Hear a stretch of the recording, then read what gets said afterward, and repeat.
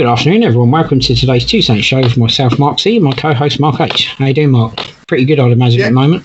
Oh, everything's tickety boo, mate. Tickety boo.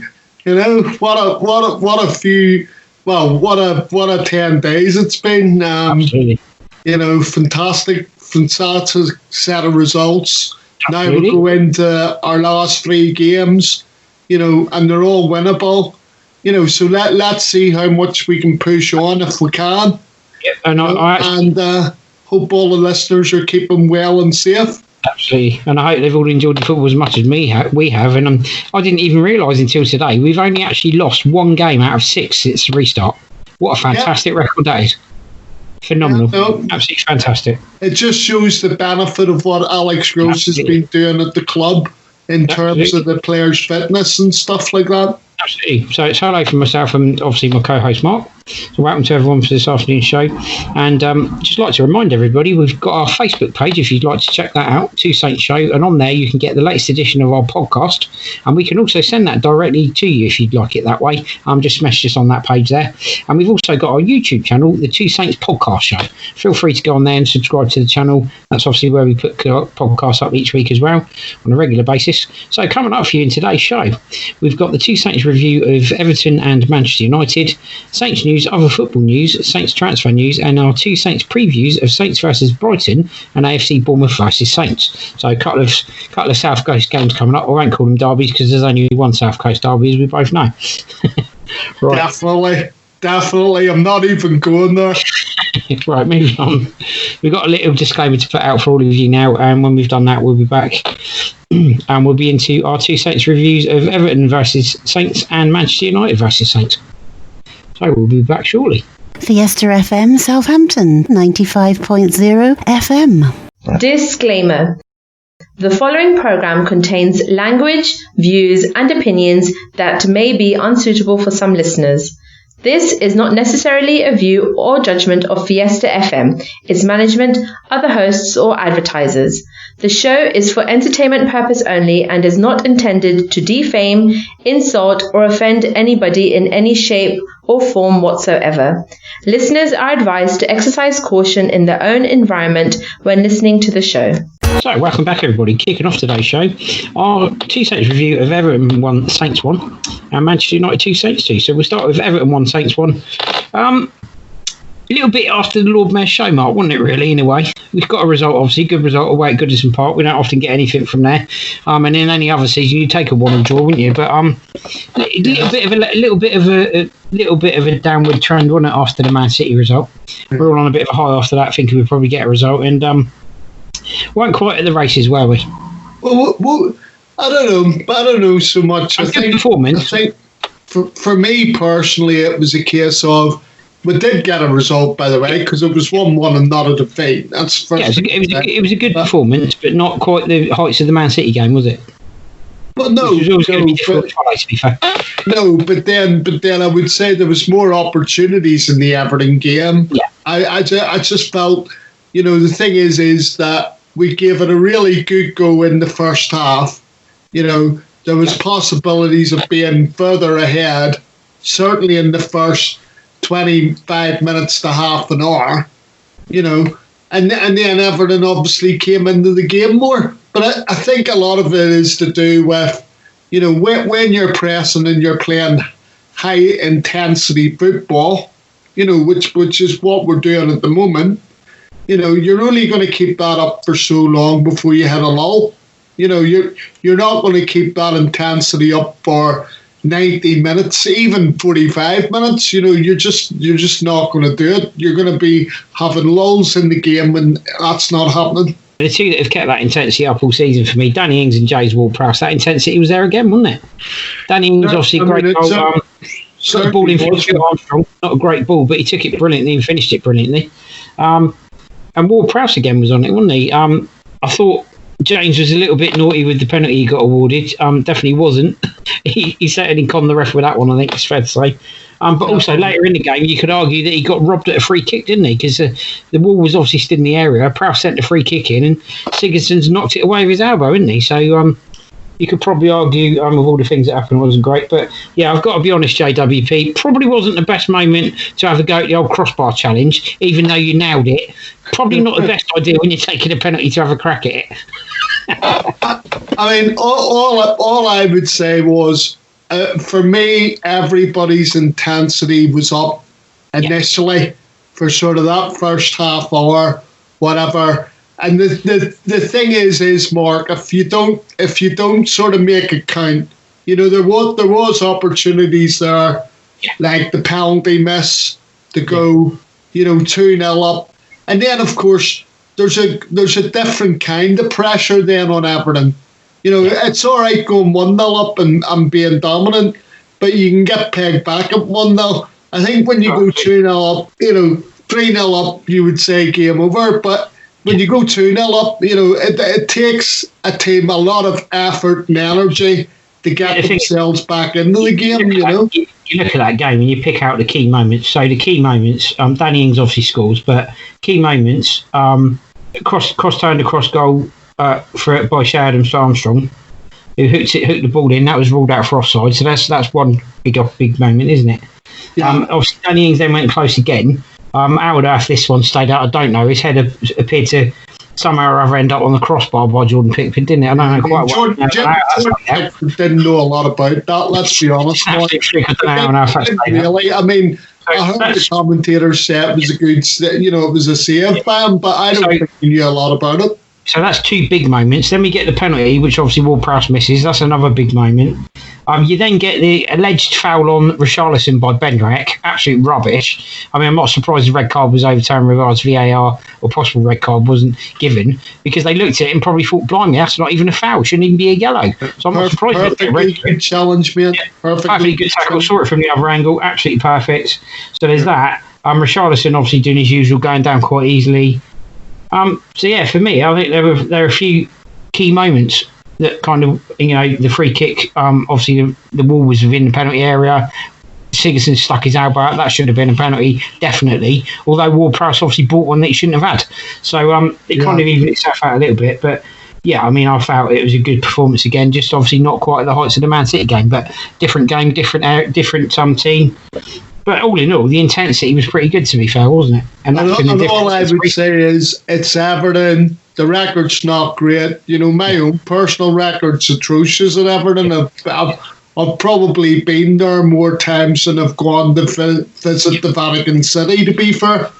Yeah, absolutely.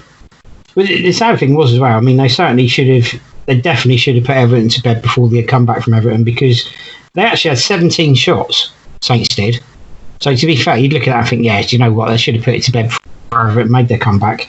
And the problem was as well, second half Saints weren't quite as impressive after that. I mean, Sheridan's safe shot from a clever Ings back heel seconds after the restart was the only effort on target in the second half. So that kind of was the difference, wasn't it? Really? Yeah. I mean, I think the thing was after the start of the second half, Everton sort of came into their own. I think we were, I wouldn't say we took our foot off the gas. I think we broke with the ball. The possession stat was still fairly good for us, if I'm correct on that. So we're still seeing enough of the ball. I just think it's difficult because the play gets broken up, and there's a certain amount of professionalism in it, but Richarlison was going to ground every chance he got, and he's looking to buy stuff, which obviously helps to push Everton further up the pitch and stuff like that. So, as I say, I wouldn't be, the way I kind of look at it is it was a draw. It was a valuable point away from home. The way you should look at it, it's the old adage of win your home games and see what you can get on the road, Yeah. The old school thought process. Yeah, well, we looked at this as well. I mean, possession-wise, you're absolutely right about it. Saints, 61% possession. Yeah. And 17 shots on goal, 4 on target, 5 corners. So you look at the stats, but I mean, possession-wise, they're playing really good possession football, to be fair. I think the other thing is, like you say, the energy level, the intensity, the fitness, it's all telling, isn't it? And you can see how fit they've all been during lockdown and how much they've kept themselves fit. and it's really showed. And I think it's testament to the hard work that Ralph's done on the training ground as well. It's been borne out in the performances now, isn't it? Finally, it's been a long time coming, but boy, has it been worth it. Yeah, 100%. I totally echo what you've just said there. And another thing that occurred to me as well was, if you go back to his time at Leipzig as their coach, Saints are actually playing a very similar game to the way Leipzig played, in the fact that the way Leipzig tended to play was it began with the pressing from the front and breaking quickly and getting players sort of forward fairly quickly, and that's something the Saints are doing. So he's almost instilled his RB Leipzig philosophy at Southampton already. Yeah, and it's still quite early days, so I'm quite excited by what's to come, to be fair. I mean, at Goodison Park, right, you could see different times. It didn't matter who was in possession. A lot of the time it was Danny Ings or James Ward-Prowse or Armstrong, and you could see that they were trying to break with the ball through the middle of the park, stuff like that. But what I was going to mention, Mark, before, when we talk about people's reactions to the games and stuff like that, is the finish by Danny Ings. He knew, I'm telling you, he was in control of that football, because he may not have been, and I thought it was an amazing finish, because he's not, when you're doing something like that, it's instinctive, right? In the sense that he's not looking at that football, but he knows and senses where the ball is, in relation to his feet. And I thought it was a really, really good goal. Well, the thing is, while we're on the subject with Danny Ings, you actually look at the stats for this. This is amazing. So he's actually scored in 5 separate Premier League games against Everton, but has never beaten them. Only Alan Shearer versus Liverpool, 7, and Teddy Sheringham versus Chelsea, 6, have scored in more games against the opponent without finishing on the winning side. Okay, so there's that. He scored the opening goal for the 9th time in the Premier League this season, the most of any other player, including Jamie Vardy. He scored 44% of Saints League goals this season, so it's 19 out of 43. That's the largest share of team goals for any player, any side in the competition this campaign. And the other thing, we also mentioned James Ward-Prowse in this little segment. After scoring with his first 4 penalty attempts, James Ward-Prowse has now missed consecutive penalties in the Premier League. He's the first Southampton player ever to miss back-to-back penalties in the Premier League. I have to say, all of that is very good knowledge, Mark. Say, well done there.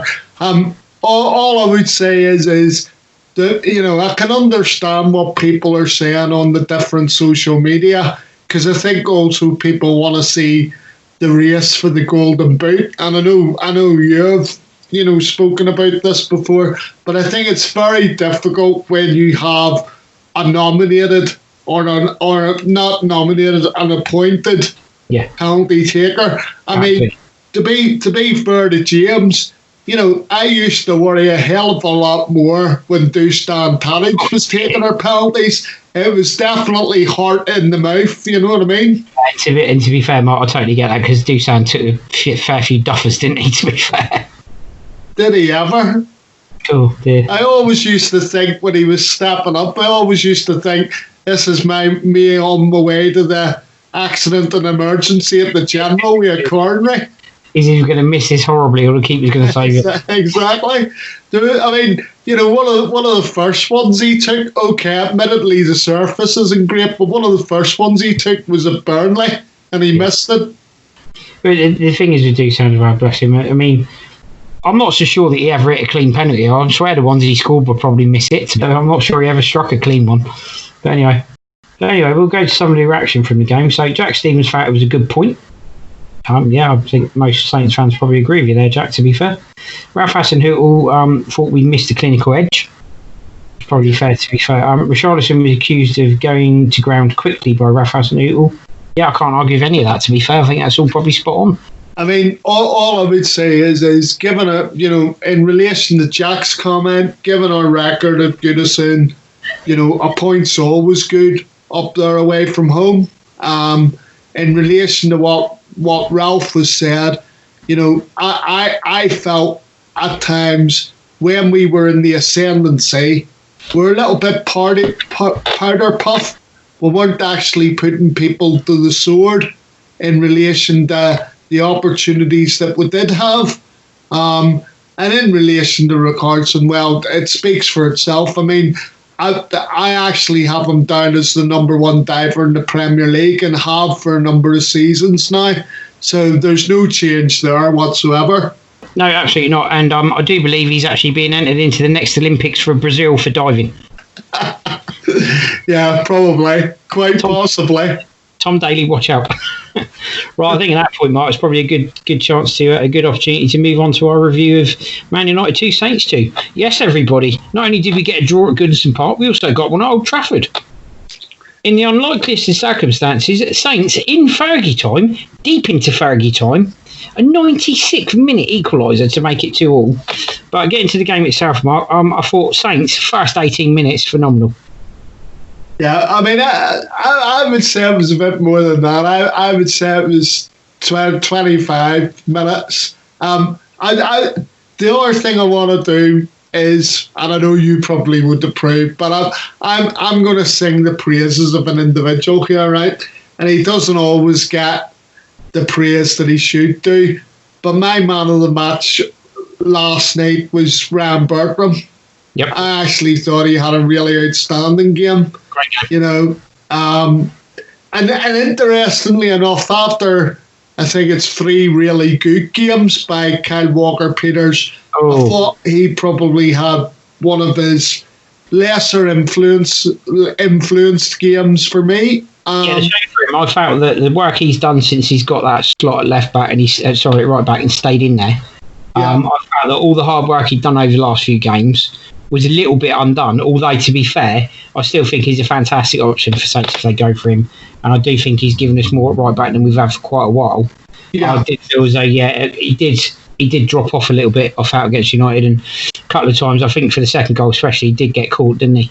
But having said that, you look at the other end of the pitch, Harry Maguire, 80 million quid, and when Saints get the equaliser at the end of the game, he's actually marking his own player. Phenomenal, 80 million quid to mark his own player. Absolutely ridiculous. Yeah, brilliant, love that. Well done, Harry, fantastic. 8 million quid to mark your own player. I just wanted to say again, it was kind of a carbon copy from Everton, although at Everton we probably lasted for longer at Everton. You know, we came out of the traps like greyhounds, and we're on the attack, and it was about, you know, retaining the football, keeping it going, keeping everything alive. And it was high energy, it was pressing up the pitch, it was all of those things. And, you know, I have to say that the performance for kind of the first 25 minutes, you know, set the benchmark to try and carry it on. But it's like I say, Mark, when you're playing like that, energy-wise, you're not going to keep that up for the 90 minutes. So then we've seen where it was more about trying to retain the football. You know, you go 1-0 up through Stuart Armstrong. Great finish, by the way. Showed a good bit of composure. Didn't rush it. You know, because it would have been very easy for him to have a slash at it, which he didn't do. You know, he's very, very composed within the box to tuck it away. I know people might have said he couldn't miss, but I've seen him miss before. So there was that. And then, of course, you get into the situation where you go in front and you're stepping off. And unlike Everton, we stepped off a hell of a lot more against United. And especially in that first, you know, that sort of second half of the first half, I feel like. And then United came back, scored 2 to go in 2-1 at the break. Yeah, the problem is, against the likes of Rashford and Greenwood and Martial, you can't afford to drop off that much, can you? No. And then, but the good thing about the second half, mate, was, right, you know, you always sit there and you go, as long as it stays 2-1, you know, you're hoping, right, if we get an opportunity, let's make sure it counts, right? Yeah. But the other thing I would say is, Mark, was, you know, you and I sat and watched it together. Well, I say we watched it together, socially distancing, of course. But you know, what I mean by that is that basically we watched it, and you know, it was 2 tired sides in the second half. It was 2 tired sides that showed that they'd played a lot of football over a short period of time. And really, at the end of the day, that was our advantage. It really was because ultimately, we're pressing, even for 2 or 3 minutes before the final whistle went. We had a succession of corners, if you remember, and fortune favours the brave a lot of the time, and even though sometimes we've been critical of the past, step forward, Michael Omafemi, and take a bow, by the way. Take a bow. But as I say, 2-2 for me was a fair result. Because I didn't think United deserved to win it. Because I didn't feel watching the second half that either side was really trying to put their stamp on it. As I said, they looked like two tired teams. I thought Saints were actually pushing for Saints, to be fair, and they got their just rewards. And Michael Obafemi came on as a sub, and he only actually had 2 touches, and the second was a 96th-minute equaliser. So it was absolutely brilliant. And you don't score. The only sad thing is, like Shay Adams' first goal for the club, nobody had to see it, which is the only sad thing for Michael. That's the sort of thing you want, a super sub a la sort of. I don't know, David Fairclough. Ralph Hasenhüttl said we stayed brave, which I agree with. But what I love was Michael Obafemi actually revealed the piece of advice that actually led to his goal. And Ralph actually said to him, get yourself on there, get at the back post, because it increase your chances of scoring. And he was there to bundle home, obviously, Walker Prowse's corner, wasn't he? He was spot on when he said, get yourself to the back post, that's for sure. What I've really loved, and this was brilliant, I thought, Gary Lineker actually took to Twitter to give his reaction to Saints' performance against Man United, and he was actually wowed by it. How about that then? Well, it astonishes me, given the fact that we get very little coverage from mainstream media. Absolutely. But fair play to Gary Lineker. I appreciate that from him, because he doesn't even put us on Match of the Day first, does he? I'm joking. Very good. Anyway, cheers, Gary. Thanks for that. And off you go back to your Walker's advert. No, I'm joking. Right, anyway, I think that's really good. But yeah, for me, another good performance from Saints. And as I say, we've now gone 6 games and only lost 1 out of 6 since 100%. I believe that's the second best record in the league. Fantastic. Like I said, that series of games now are behind us. Absolutely. We've got 3 games coming up that I think are all winnable. Let's see. I'm not saying that we're going to be able to push any further than where we are, but let's see what we can do. Let's try and get the 9 points. We've got a couple of games coming up against teams from the South Coast in the next few games, so it'd be nice to take 6 points off of both of them in total, wouldn't it? Yeah, I mean, I think. And we'll come on to this in our previews, but I think we are going to see changes. But as long as he's not making too many changes to the detriment of the team, then why not? Why not? It's also important to point out with the Man United game as well, and also the Everton game. I thought that Oriol Romeu has actually performed quite well since he's come in and replaced Højbjerg. I think he's done very well. He did get away with one, didn't he, to be fair, against United? Bit of an ankle snapper of a tackle. Very lucky boy to avoid punishment for that. Although VAR apparently looked at it and said it was fine, but I actually saw the replay and I think you did as well. And to be fair, he's a bit of a naughty tackle in it. I don't think there was any intent there, but it was an ankle snapper, wasn't it? The worry for me is, because I always think there's a place in your side, certainly in your squad, for players like Oriol Romeu. Yeah, definitely. And I do think they're a bit of a damn breed. The thing is you need the people that are going to mix it in the centre of the midfield, right? And be your water carriers. Be your water carriers so that, they're winning the ball for you and then they're giving it, because Oriol Romeu, Laurie McManamy always used to say about road sweepers, right? Road sweepers and artists. And he always used to say, good blend of both within your team. Okay? Yeah. Well, Oriol Romeu's a road sweeper. Yeah. And he knows that his job is to get stuck in the centre of the park, win the ball, and give it to someone else who can express themselves on the pitch. And what I also like, what stood out for me was the fact that James Ward-Prowse was on a yellow card, was obviously walking a tightrope for the second half. But to be fair, he was still getting stuck in after that, and I thought that was quite brave. He's on the yellow. He's walking the tightrope, and he was really putting himself about. And fair play to him, it didn't stop him playing his game. And the worry is sometimes when players get booked, you always think, it's going to take 5% out of their game. He was absolutely on it after that, wasn't he? I mean, he was still throwing himself in. There's one word. I thought he played fantastically. There's one word that I want to say, Mark, and that is that, in relation to James Ward-Prowse, a few seasons ago, people would say he doesn't put a tackle in and he doesn't put himself about an awful lot, right? Yeah. I've got to say, for me, he's doing all of that. Yeah. And I do think that part of that is the responsibility of wearing the captain's armband as well. I was just going to say, I think it's been the absolute making of him as a player, and I think he's absolutely revelling in the captain's role at the moment, because his performances since he got the armband, for me, have skyrocketed.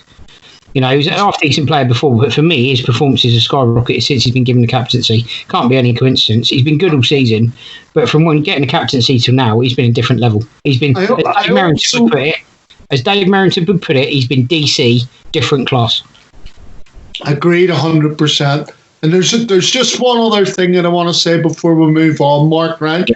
I think it's been a telling period for our club during this whole pandemic, right? Yep. In relation to how the clubs reacted off the pitch, the players, down to the working staffs, down to even, our directors and all the rest of it, right? Down to what they're doing, at the Saints Foundation, right? And the togetherness with the players, right? Because of what has happened, the sacrifices that they were prepared to make in terms of the first club to come out and declare, we're doing this, what are the rest of you doing? And stuff like that there, all that together, and now the performances we're seeing on the pitch since the restart, to me, says one thing about my football club, and it can be summed up in one word, and it's the word unity. Yeah, absolutely. Right? Everybody's together, so unity's the word. Yeah, it's been a very long time since we've had that, and I believe that Ralph is the guy that's done that. He's galvanised everyone, and he signed that extended deal, and everyone's on the same hymn sheet at the moment, and that's great. That is fantastic. And the last time we did that, we were successful. So, Yeah, but for me, it's the club as a whole, mate. I agree with you about Ralph, but I think it's the club as a whole. Definitely. It seems to be those people in charge at the moment. So Martin Semmens, Toby Steele, both deserve a lot of credit for the way they're running the club at the moment. And it is them running the club. You can't say it isn't. It's definitely them running the club, and they deserve credit for that at the moment. Credit and the players. And the players playing well, obviously. Goes without saying. So at that point, that brings us to the end of the first part of today's show. So we're going to take a little break, and when we come back, we'll be doing our Saints news. It's Mark C and Mark H. Mark my word, they're here with everything in the Two Saints Show. Right, welcome back, everybody. So Saints news links, and right, we'll start now. So we'll go from top to bottom. We'll come back to the beginning. 2020-21 kit, home and third shirt's been revealed. Southampton FC Saints store ticket office opening hours. Match pass for season ticket holders for the Premier League. Ralph reveals plan to get Redmond scoring. Big interview. Ings reveals he's hooked on scoring, and that will bring us to the end of that section. So starting with the first part of the Saints news links, Mark. That is the new and third shirts are revealed. Home and third shirts, which 135th anniversary, obviously. And a bit of a unique kit, isn't it? Yeah, it is a unique the kit. Sash is back. First of all, I just want to say one thing, though, Mark, right? Talking about selling gimmick, right? A shirt sells itself, right? Yeah. So don't start on the 135th anniversary. I've never heard of 135th anniversary. No, me either. 125, yeah. 150, yeah. 100, yeah. Never heard of 135. Well, to be honest, my take on it was that a few people were going to not like the sash, but by the club saying, it's an anniversary kit, everyone would kind of accept it a bit more. And I think that's part of the reason it's been done, to be fair. I mean, let's be honest about the two kits. I'm not a great lover of Under Armour. I've got to say, I'm not. I'm more of an Adidas man myself. If we're talking brands here. But having said that, I like both the kits. I know it's wrong, Mark, but I like both the kits. I like. I like both of them. I don't like the sponsor. Yeah, the only drawback is the sponsor. I don't like the big ad because it is a big, massive ad right in the middle of the shirt. I mean, if they scaled it down a bit, I don't know whether it's just used the Chinese writing or just used LD Sports. Yeah, if it was just the LD Sports logo, it was a little bit smaller and it wasn't blue on the home shirt, I'd be happy with that. I'd accept it. But it is too big, and the gold on the third shirt just doesn't work for me. Doesn't do it right. Well, this season on the home shirt, it's black. It's not blue, thankfully. Well, that's a good thing, thankfully. But as I say, you know, who wouldn't like the away shirt? To be fair, I mean, come on. I mean, surely the 125th anniversary shirt was one of our best sellers. Absolutely. So, and it's not a million miles away from that. So that should go flying out the store. Yeah, let's not forget that white kit with the red sash. We won promotion in that kit. Let's not forget. Exactly. You know, but what I would say is as well is that, you know, I do like the home shirt as well. I mean, the thing is I get the thing with the sash and stuff like that there, but at the same time, Mark, it's difficult when it comes to the new shirt. I always think it's difficult because how many different things can you do, right? And I know there'll be traditionalists out there that go, "Oh, we're playing red and white stripes," right? But then by the same token, why do we sing Red Army then if we're playing red and white stripes? Surely we should be singing Red and White Army. Yeah, I mean, I like the kits. The only downside for me with these kits is the goalkeeper's kit, which is yellow, because it makes you sit there and go, well, what colour are they going to do with the away kit then? Because they've already gone with the yellow for the goalkeeper's kit, and for me, that's just not the right colour. I tend to agree. I mean, the other thing is I think they try to vary the goalkeeping kits as well now. Yeah, because the problem with the goalkeeping kits is they don't sell that many. No. I mean, I know Saints don't sell that many, and obviously traditionally the goalkeeping kit's green.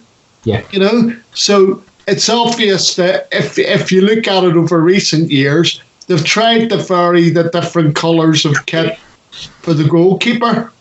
I mean, somebody said to me, what do you reckon they're going to do with the away kit? And I actually said, if you look at the two shirts we've got, so you've got one sash going one way and one sash going the other. Yes. Now, I wouldn't be surprised with the away shirt to actually see a single strip going down the front of it.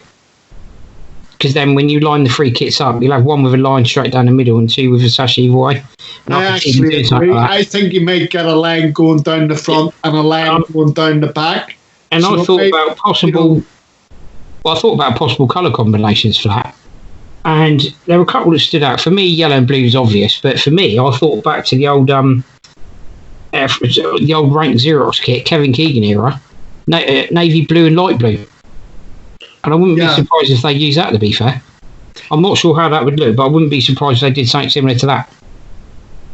It's always possible. It's always possible. Because, I mean, all you would say would be, you know, the kit for this season, obviously, it's retro, isn't it? Let's be honest. If you had a kit 10 years ago, it's the same kit. Absolutely. It's more or less the same kit. Yeah, absolutely. You know, and all they're doing is changing, because we're playing red, you know, they're changing the colours round on the home shirt. So it wouldn't surprise, I mean, Mark, what you're saying there makes a lot of sense. It wouldn't surprise me if there is that kind of variant towards the away shirt. But, you know, I look forward to seeing what it is like. And if you've nailed it, you know, more people should be listening to this show for your exclusives. Yeah, I don't know about that. So anyway, I think we'll move on from that one, which is really good. I think, it'll be interesting to see what happens anyway. But yeah, Under Armour and Saints FC, if you're listening, if you want to do a retro kit, do your version of the Admiral kit we had in the 70s from the 76 World FA Cup win. Oh, yeah. Go with that kit if you want to do retro, because people will buy that. It'll fly off the shelf. 100%. Me, it would fly out the store. I know a lot of kids that were my age at the time. I'm 48 now, but I remember a lot of kids when they were my age who got that kit as their first kit and loved it. So 100%. If you want to get a few kits out, get that one turned out as well. So anyway, moving on to the next story, which relates to the fact that supporters are now able to purchase merchandise in person from Saint Store in West Quay. We obviously covered this last week, but the reason we've rehashed this story is there's extra information now, and it relates to the fact that supporters can now speak to a ticketing representative about their season tickets in the West Quay store on Tuesdays and Fridays throughout July between 10 a.m. and 3 p.m. You can actually discuss and now get your season ticket processed at the West Quay store. So that's really good. It's quite helpful, Mark, isn't it? Given that I believe the ticket office windows, etc., are still shut, aren't they? Yeah, I mean, 100%. I think I said previously, I was talking to somebody from the ticket office, and obviously, probably not the best time to go over to a new ticketing system, Mark, as we've discussed previously. And, but because of it, people have had problems logging in, because basically people are being asked to change their passwords and everything like that there. So it's been a difficult time for everybody. Absolutely. And obviously people haven't been able to access their accounts. Yep. Therefore, they've been ringing the ticket office. But apparently, I've been told that the ticket office has been inundated with asking basically members of staff to contact them so that they can process, yep.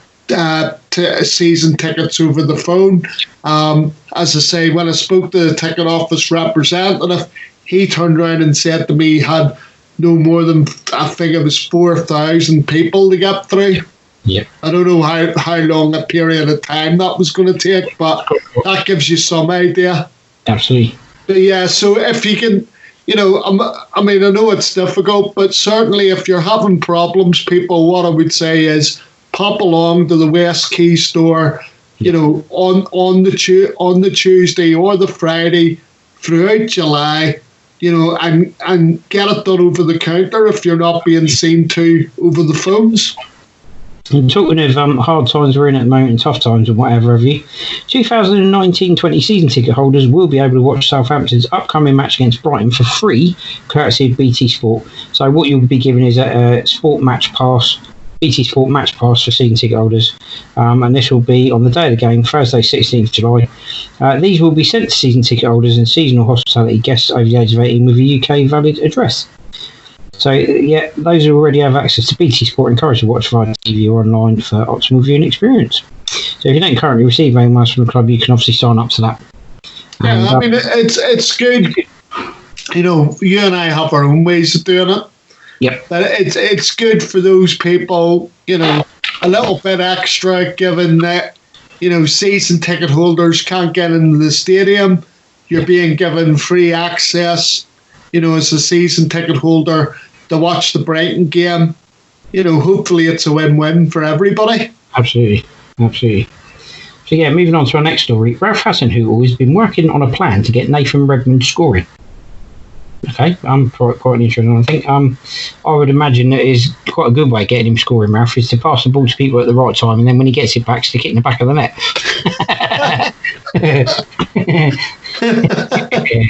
I'm joking. I mean, I just find it a bit of a strange one, Mark, right, in the sense that it's obvious that people go on and off the boil. I mean, if we were talking about Nathan Redmond from last season, he was the standout performer.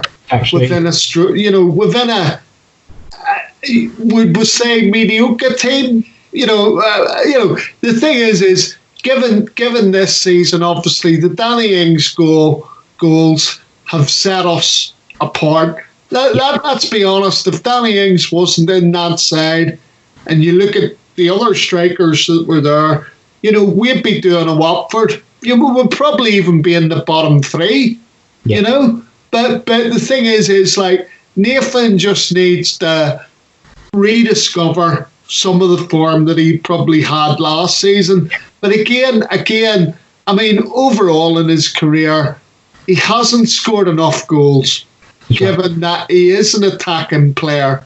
You probably say he hasn't scored enough goals. So I'm looking forward to seeing how Ralph is resolving this in the last 3 games of the season. Yeah, he's saying that he's looking to get him in the sort of right positions that is going to benefit him, and he's basically saying, with the injuries and stuff he's had, he's not been in the best best shape for things. Obviously, he's working on that now, but yeah, he's working on his plan to get Nathan Redmond back to his devastating best, and we all want to see him like that. You know, I mean, last season at times he was absolutely unplayable. Well, let's put it like this here, right? Ralph got Michael Omafemi to get himself in the right position, you know, for the score the equaliser at Old Trafford. So let's hope with him helping Nathan Redmond with his positional play, you know, and maybe even setting up others that, you know, will reap the benefits of it in the last 3 games of the season. Yep. So we'll move on to the next story, which is a really good one. I love this. So, big interview. Saints star Danny Ings reveals he's hooked on scoring, which this is brilliant. He's hooked on scoring goals, already bagging over 20 of them in all competitions this season. Still has 5 games to go to add to that tally before this campaign comes to its delayed end, and no doubt it will add to that tally. The 27-year-old's addiction to scoring, he says, started as a youngster and has been with him throughout his career. And he's basically saying, I think a lot of it comes down to hard work and building momentum. Yeah, I can't argue that, to be fair. His hard work's definitely paid off. And as a striker, that's all you try and get a grip on. Once you score a few goals, you want to keep improving so you can go again. And when you're a striker, you've got some form, you often find yourself in better positions to score goals than before you went on the run. And it says for him, goals are goals. It doesn't matter whether I've stolen the ball with Hugo Lloris or I'm whipping it into the corner like I did against Watford. It's the same feeling because you know you're scoring and contributing to the team. Yep. And he says, I always try to score as many as I can. Well, it's working at the moment. It certainly is. And Mark, I know you're a fan, but I have a confession to make, right? It's confession time, people. Right? I'm never afraid of being totally honest with people when I get things wrong or whatever, right? Yeah. It's a little bit like last summer, right? And this was before he went off to the States with Nathan Redmond, because obviously, as I said before, he went away with Nathan Redmond, you know, using the same methods that Nathan Redmond had used the previous summer, you know, and he's come back a different player. But if this was last summer, Mark, I was sat there going, my God, I hope we have a get-out clause for signing Danny Ings, because, you know, he wasn't looking fit. Yep. You know, obviously injuries do take their toll, but you know, this season, and you know, I was in that camp. I'd freely admit I was sat there going, let's see if we can get a clause with Liverpool where we can get out of the deal. But boy, am I glad that the deal went through.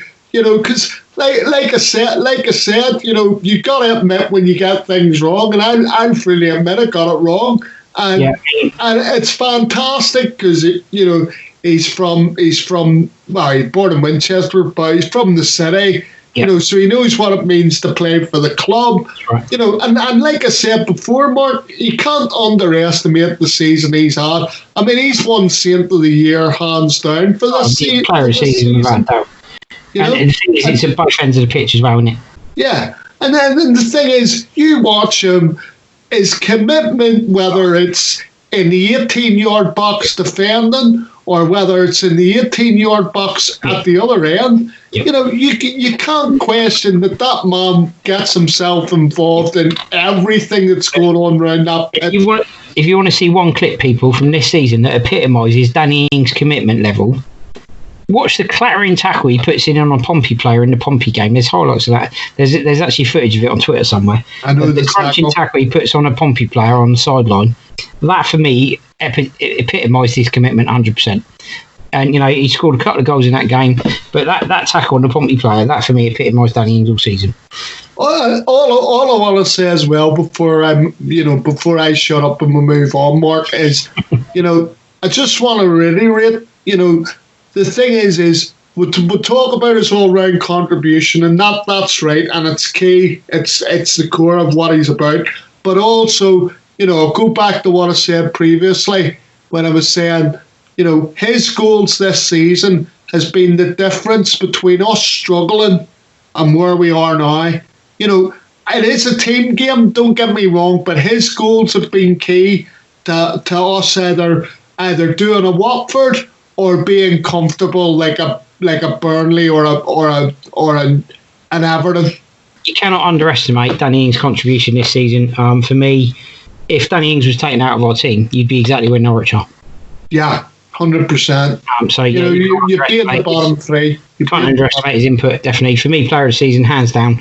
And to be fair, I'm very relieved that I was right in what I said about Danny Ings at the start of the season. And I'm grateful for you admitting that. But I'm big enough to admit as well that I made a pretty bold prediction for the Man U game. I said 2-1 Saints, and I got that wrong. So I'm not ashamed to admit that. Yeah, but hang on, I got it wrong too. I said 3-2 to United. So, run out of gas. I appreciate run out of gas. I mean, we were the ones that were showing the greater energy towards the end of the game anyway. So that brings us to the end of that section, and we'll take another break. Right, welcome back. Other football news. It's Mark C and Mark H. Mark my word, they're here with everything in the Two Saints Show. We'll move on to our next story, which is a very sad one actually, Mark, isn't it, to be fair? And that's the news that Jack Charlton, 1966 England World Cup winner, has passed away at the age of 85. So a bit of sad news there, unfortunately. It is really, I've got to be honest, Mark, because Jack's such a character, larger than life, it was just so disappointing.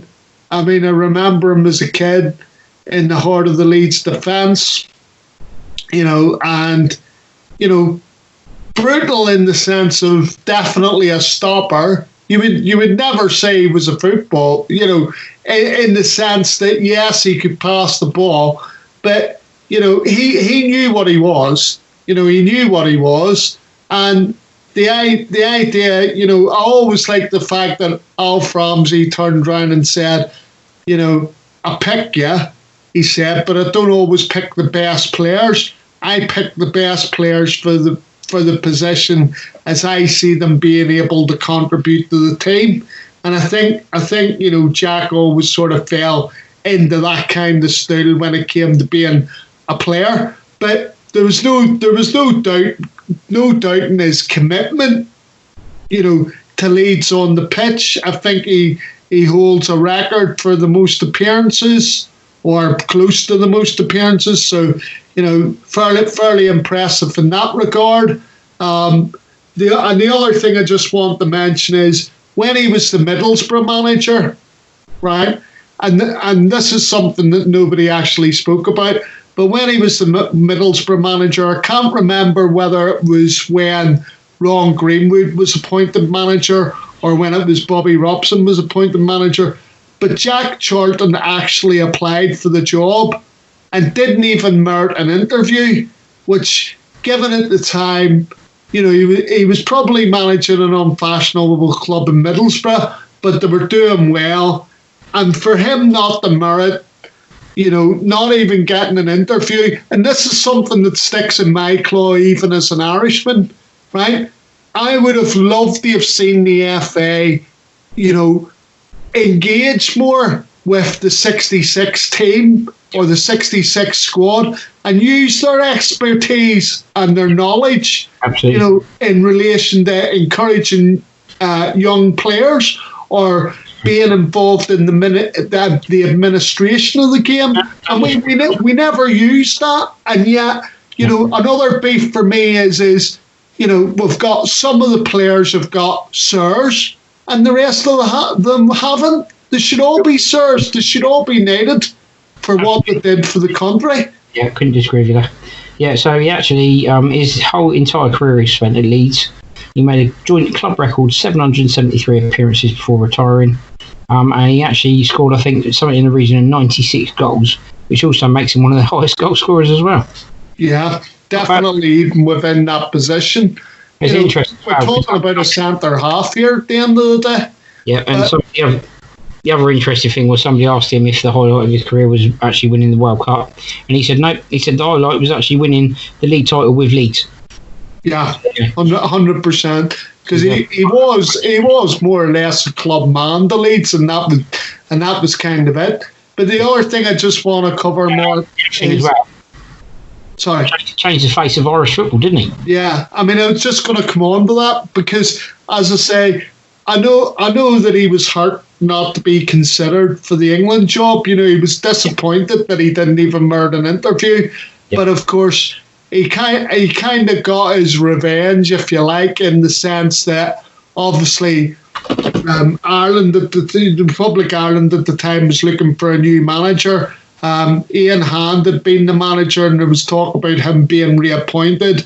And then they decided to plump for Jack Charlton. And the thing is what he did for the Republic of Ireland, it should never be underestimated. I mean, the thing is as a nation, they were always the sort of nation that was a party goer but wasn't at the party. It's kind of like you turn up at the nightclub and the bouncer turns around and says you're not getting in. Yep. Well, Jack Charlton opened that door. Yep. He took them to European Championship. He took them to successive World Cups. And his influence on Irish football should never be underestimated. And I go as far to say as what a lot of people have said, in the sense that because of what he's done, he is an honorary Irishman.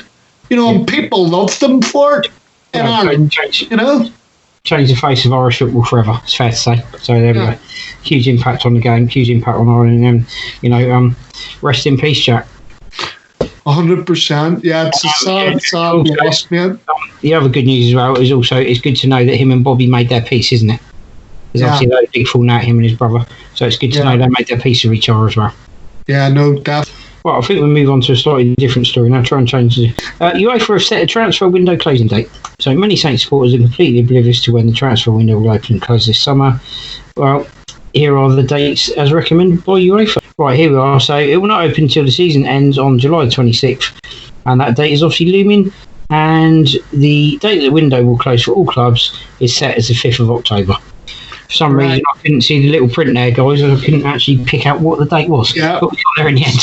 So it was kind of what we expected, Mark, because I said to you that the chances are the window's going to open up even before the season finishes. And technically it is, because the FA Cup, actually brings the season to a close. So effectively you're going to have the window open even though the season's still kind of running technically.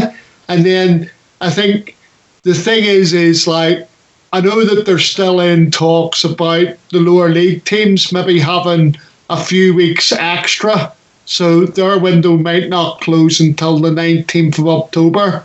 But yeah, we've got it set in stone now. It's the 5th of October, and it'll be interesting. It's going to be, I don't think it's going to be that busy a window, but it's going to be interesting to see what sort of horse trading the clubs do with each other, whether it's swap deals or whatever, That brings us to the end of that section of the show, and when we come back after our next break, which we're taking now, we will be doing our Saints transfer news. It's Mark C and Mark H. Mark my word, they're here with everything in the Two Saints Show. Right, welcome back everybody. Saints transfer news. Tottenham open preliminary talks over Højbjerg deal. Man City keen on Tottenham target Pierre-Emile Højbjerg. Groningen will identify replacement for 5 million Saints target Davizio Zifuk. Wolves bid 13 million for Axel Disasi after claimed he almost made Southampton move. Leeds United and Saints consider move for Wigan Athletic attacker. Reports suggest Tottenham, West Ham and Saints as possible destinations for Jed Spence. Saints closing in on the signing of Mohamed Salisu from Real Valladolid, and Hassan Hüttel will take a look at Saints Academy before making signings. That one's a slightly less positive story, Mark. But so Tottenham have apparently opened talks with Pierre-Emile Højbjerg. There's a story. Let's try and cover both the stories. So basically, no problem. First one first. The obviously. There's been opening negotiations allegedly for Mr. Højbjerg. Mr. Højbjerg has apparently repeatedly said that his preferred option is Tottenham. That's right. And has repeatedly knocked back Saints' multiple attempts to extend his deal.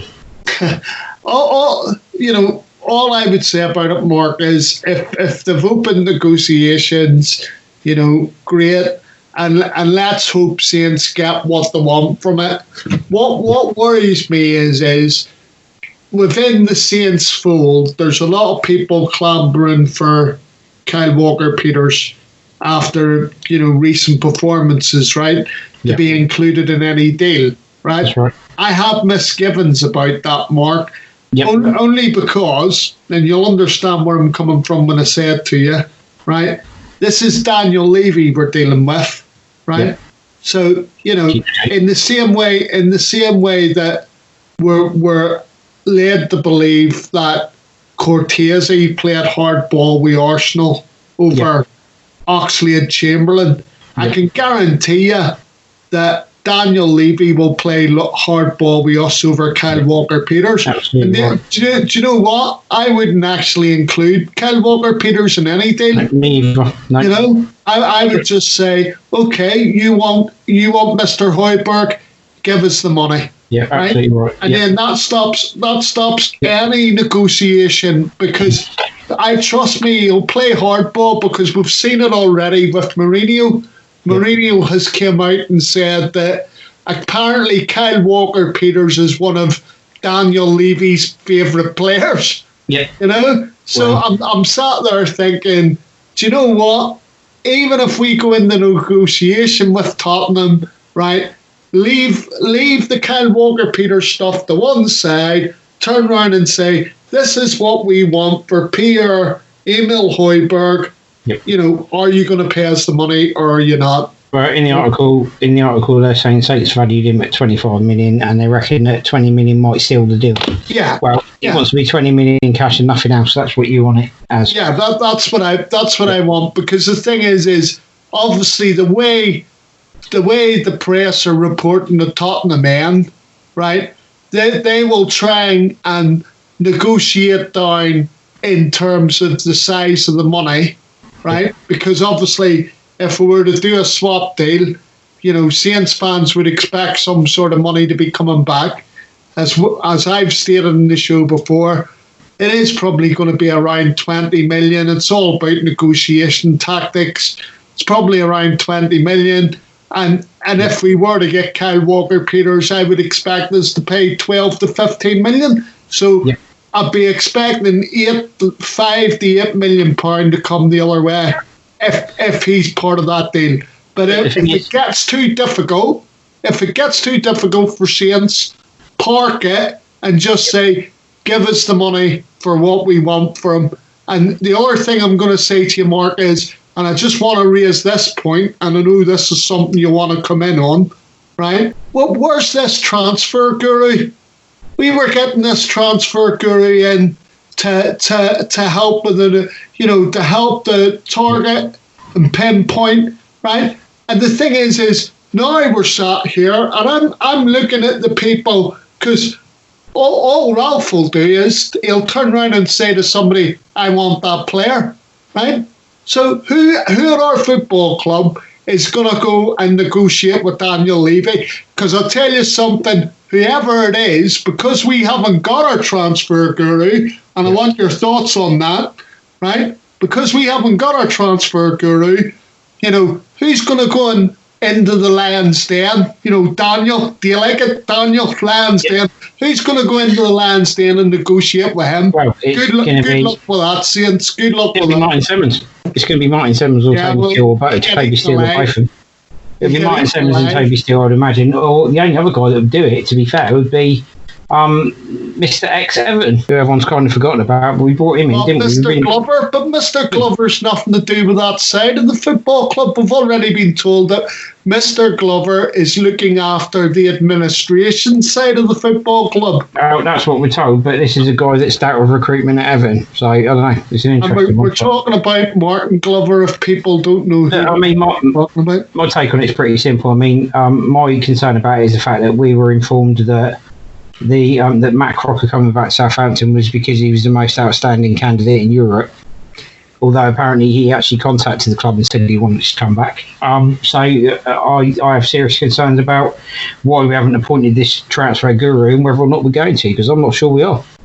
No, I'm not neither. But do you think that do you think that Matt Crocker may be involved in any of the negotiations at all? It wouldn't or do you surprise think me. it'll just be straight between the chairman? I would like to see it's chairman, but I've got a funny feeling that Matt Crocker's probably going to be heading it up because there's no one else there with football knowledge at the moment as such. Well, Saints fans, all I would say to you on that point then is watch this space and we'll see where we go from here. Yeah, I would expect to see Pierre, if he does go to Tottenham, I'd expect to see him go for the cheaper end of the deal. Although, having said that, if there is serious interest from Man City, then it's no contest, isn't it? Yeah. By the way, the second article is that Manchester City are allegedly interested in Højbjerg. And if that turns out to be true, all I'll say to Manchester City is, in the immortal words of Tom Cruise from Jerry Maguire, show me the money. Absolutely. Show me the money. Yeah, absolutely right. Yeah, I would like to think that, if there is serious interest in Man City, then it's a non-starter with Tottenham, isn't it? Why would you go to Tottenham over Man City? It's not going to happen, is it?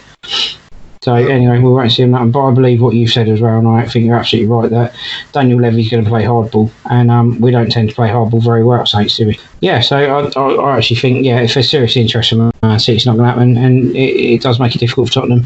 But Daniel Levy will definitely play hardball, and he's always done that with Saints, hasn't he? He even did it over our manager when he signed him. So there we go. Yeah. Right, moving on to the next story. Groningen have identified their replacement for $5 million Saints target, Devezo Zefuk. So it seems as though they already have a replacement. Is he coming to Saints, Mark, or is he going somewhere else? Is the question, isn't it?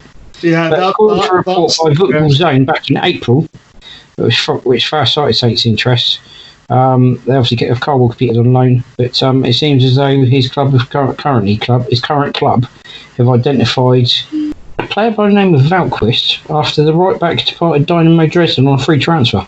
Yeah. I mean, all I would say is if they're getting them on a free transfer, fair enough. But in relation to Saints, I've said it before on the podcast. I'm going to say it again. Zefuk for £5 million for a club like Saints, it's a no-brainer. Yeah. They got Cedric Suarez, who was a Portuguese international at the time. If you listen to Sporting Lisbon, they say we actually only paid something like £3 million or €3 million for him. So all I would say is, Zefuk is a good footballer. He's had a good season with Groningen. He's been one of the standout right backs in the Dutch league, and for £5 million these days, Mark, that's a minimal fee. It's low risk. I mean, even if you bring him in and he doesn't turn out to be the best, nothing ventured, nothing gained. It's a bit like when Cuca Martina came to the club, and he wasn't the greatest. He probably scored one of the greatest goals against Arsenal. But what I'm saying is, when you're paying £600,000 for a player, that's nothing really. That's right. Yeah. Anyway, moving on from there, Wolves have apparently bid $13 million for alleged Saints target Axel Disasi after claims he almost made a Saints move. So, according to L'Equipe, Wolverhampton Wanderers have launched a $13 million bid for him 2 months after claims he almost joined Southampton. The Stade de Reims central defender has been heavily linked with a summer move. Daily Mail claimed back in April, or the Daily Fail as I call it, claimed back in April how Saints, Arsenal and Tottenham Hotspur had a list of Premier League clubs keen on his signature. Then went La Provence went one further, claiming Saints were close to finalising the deal. Wolves, however, now appear to be the latest English club pushing for a signature. They claim that Nuno Espirito Santo's side have launched a $13 million bid for him, as Wolves seek to strengthen him further ahead of next season. There you go. That would be a good signing for Saints, although there are obviously rumours of certain other targets as well. Yeah, so it's an interesting one there, Mark. All I would say about Axel is that, he probably would have solved the problem of two areas, right? Because he plays right back and he also plays centre half, and the thing is now we're going to have to, with him it would have been a case of, you don't really need to go and buy a right back and a centre half because you've got a player there that plays both positions. Yep. But now it's a case of we're going to have to bring in two bodies rather than just the one body.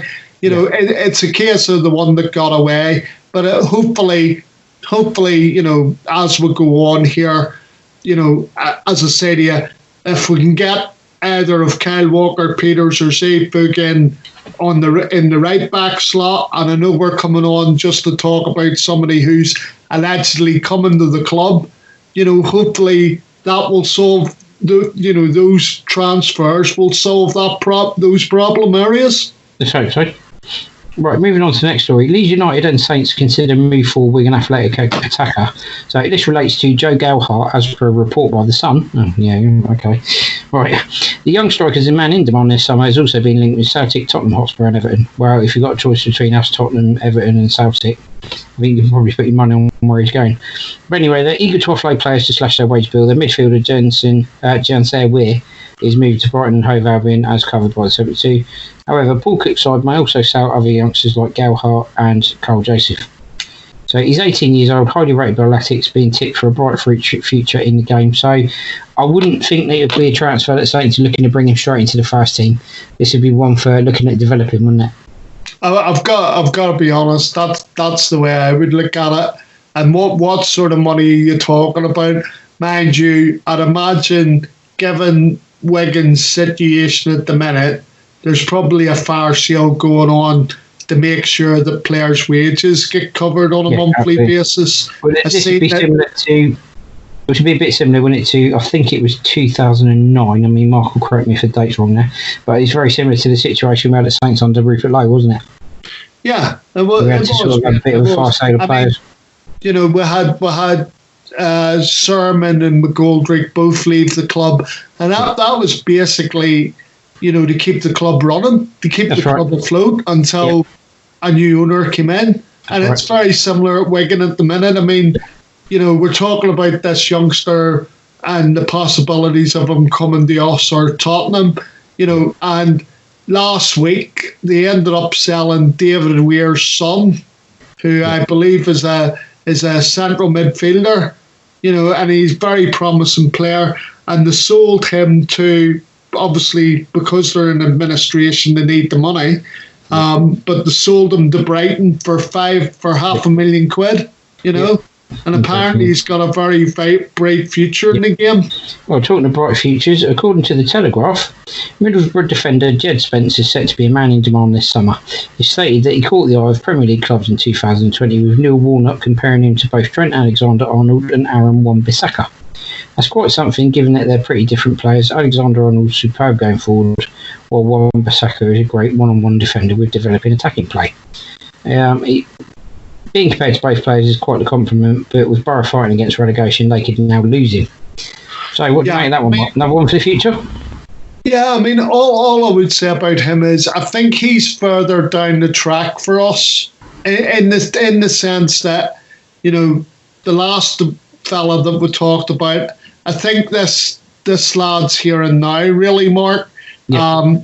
I'm hoping that he's more if we were to sign him, I'm hoping he's more of a Trent Alexander-Arnold rather than a Wan-Bissaka. Yeah. I'm not convinced that the fee that Man United paid for him, but as I say, that this lad, I mean, all I would say is I read the article and I thought, well, we're looking for a right back.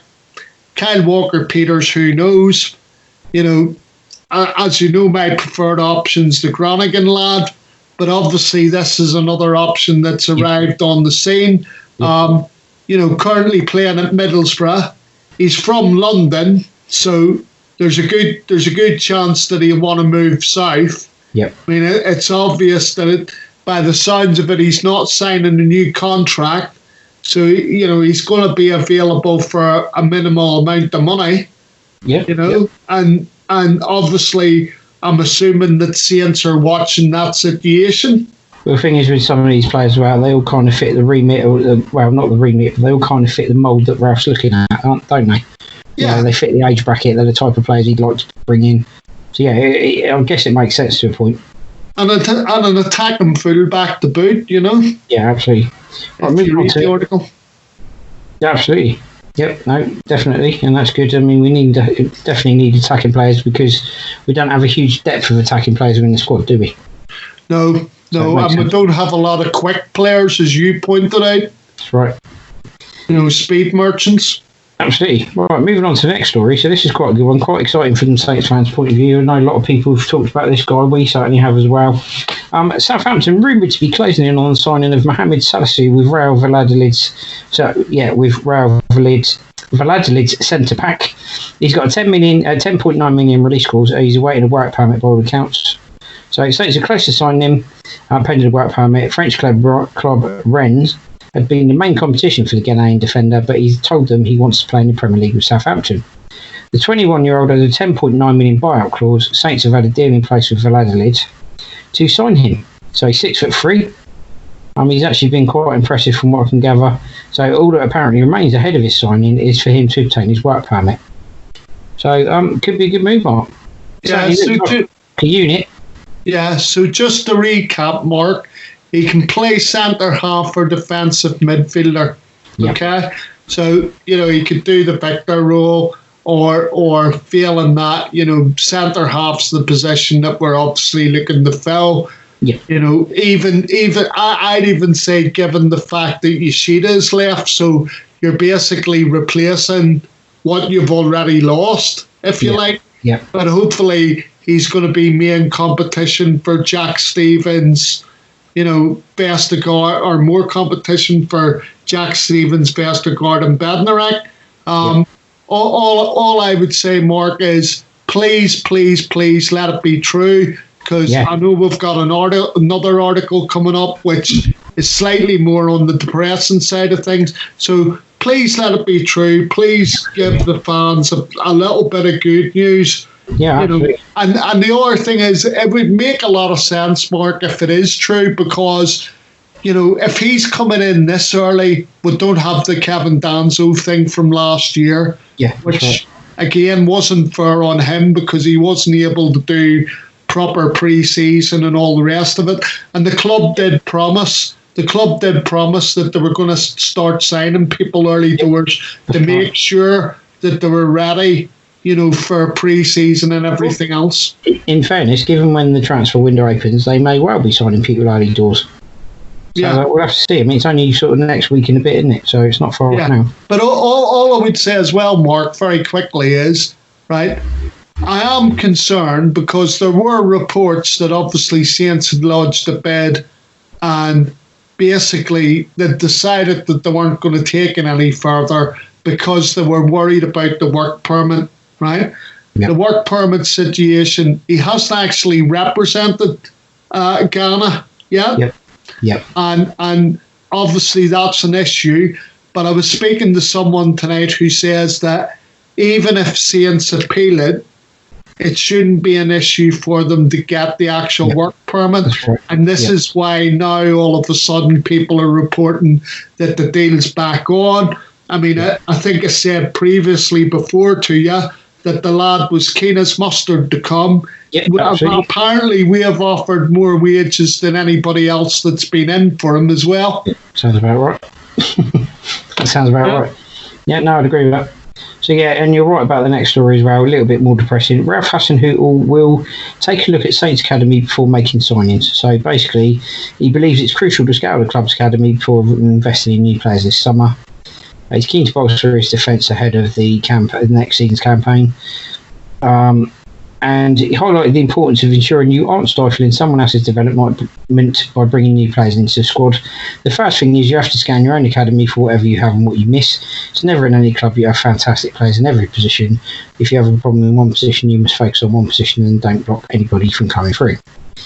So, I think I'd probably agree with that. And there's been a concern, hasn't there? I mean, it's certainly something that I've voiced before, and I think I foolishly voiced it to Les Reed at a forum, which resulted in him rambling on for about 20 minutes and not actually answering the question I asked him. But, then the question I put to him was whether or not that signing players was actually stifling the route through to the first team, wasn't it? Yeah. So I kind of wish I hadn't said that now, because it almost sounds as though these words have come back and bitten me by the fact that Ralph's turned around and said, if I remember rightly, you asked if there was a clear and obvious path through for academy players into the first team squad. That's and right. I still don't remember for the life of me what the actual answer was. Well, it wasn't anywhere close to answering the question. But having said that, Mark, all I'll say is I was worried when I first read the headline, because my attitude would be, I've mentioned, we've talked about Vogan, Smallwood, and Akinfenwa and Tella, and they're all players that at different stages, they'll be involved in the first team squad, and certainly in Smallbone's case, you'll see a lot of, first team action next season, but it'll be done gradually. And but the thing is we still need players for the here and now, because the thing is I know we've got a load of dead weight that we still need to get rid of, and they need to address that situation this summer. We've missed out previous summers with actually addressing the issue, and hopefully it will be addressed this summer. But all I would say is, yes, I agree in terms of the academy, but we also need players brought in for the here and now, for basically players who aren't good enough for the Premiership level. Yep, absolutely. Couldn't agree more there. Right, well, that brings us to the end of that section, and I think we'll take our last break, and when we come back, it will be our Two Saints preview of Saints versus Brighton and Saints versus AFC Bournemouth. The Two Saints Show here on Fiesta FM. Tune in every Thursday, 12 till 2, for informative football chat and great tunes. Welcome back, everyone. Last part of today, Two Saints preview of Saints versus Brighton and AFC Bournemouth versus Saints. So, be interested to see what happens with the Brighton game, Mark. I think it's one of those winnable games. I think the Bournemouth one's winnable. We started with the Brighton one. I think that's winnable. Obviously, in the reverse fixture from previously, Brighton 0 Saints 2. Florian Andone was obviously sent off, wasn't he, for quite a poor tackle, to be fair. It was. Jan Valery, I think it was on.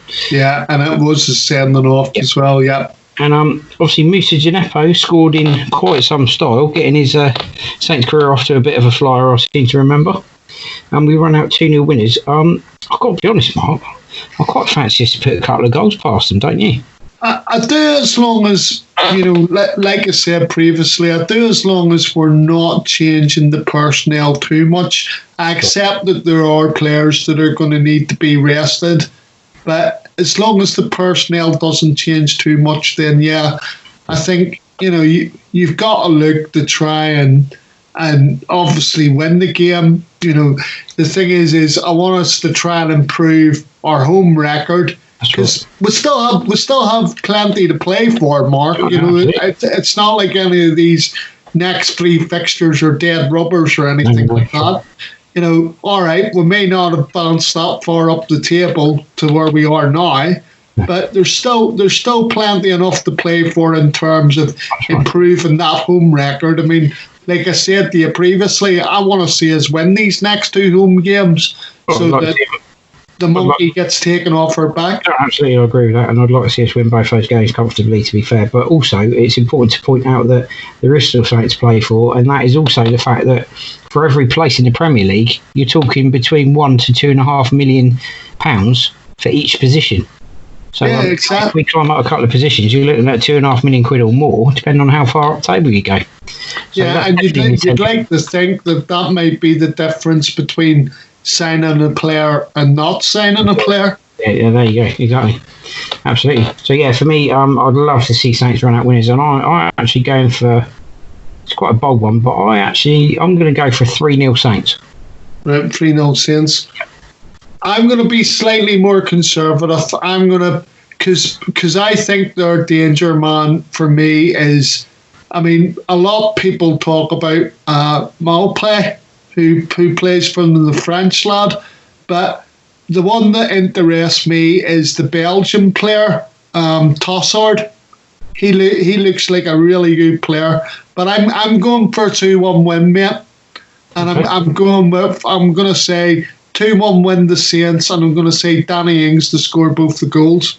Yeah, I think Danny Ings is definitely a banker for that. He's definitely scored. Yeah, I'll go for Danny Ings brace myself, but I think it'll be 3-0. But we'll see, because our predictions have gone quite well lately.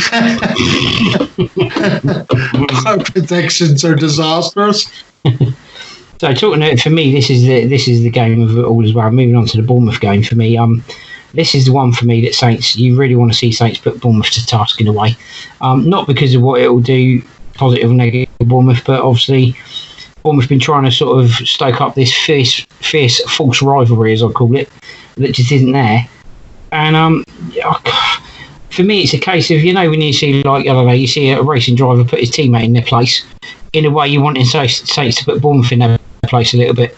They've been trying to stoke up this rivalry, and it really isn't there, and saying, well, it's the South Coast derby. Well, it kind of isn't. So, this is an opportunity for Saints to prove a point. And again, try and move up the table a little bit. It's a winnable game, I think. But we've got to be on our mettle.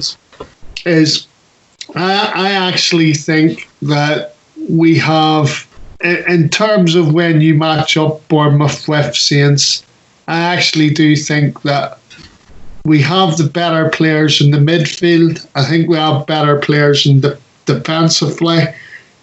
Set aside sort of the Nathan Ake or something like that there.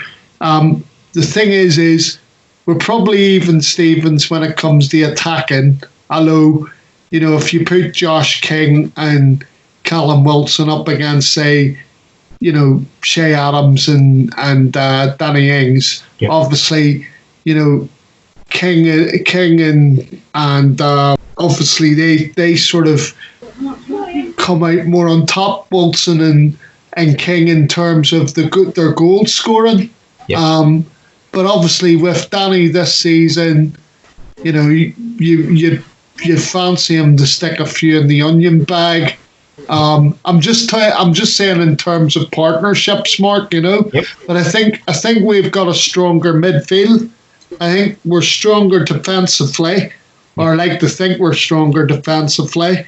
There's an error caution. All I'm saying is there's an error caution with them on the break with our forward line, but I'd like to think that our back line would be able to see them off. And again, I think it's going to be a tight game, and I'm actually going to go for another 2-1 Saints win. Okay. Yeah, I mean, for me, Nathan Ake obviously got what looked like quite a bad knock the other night, so he may well be absent, and if he is, that's going to cause them a few issues at the back, because I think, to be fair, Adam Smith's been a bit shaky for them.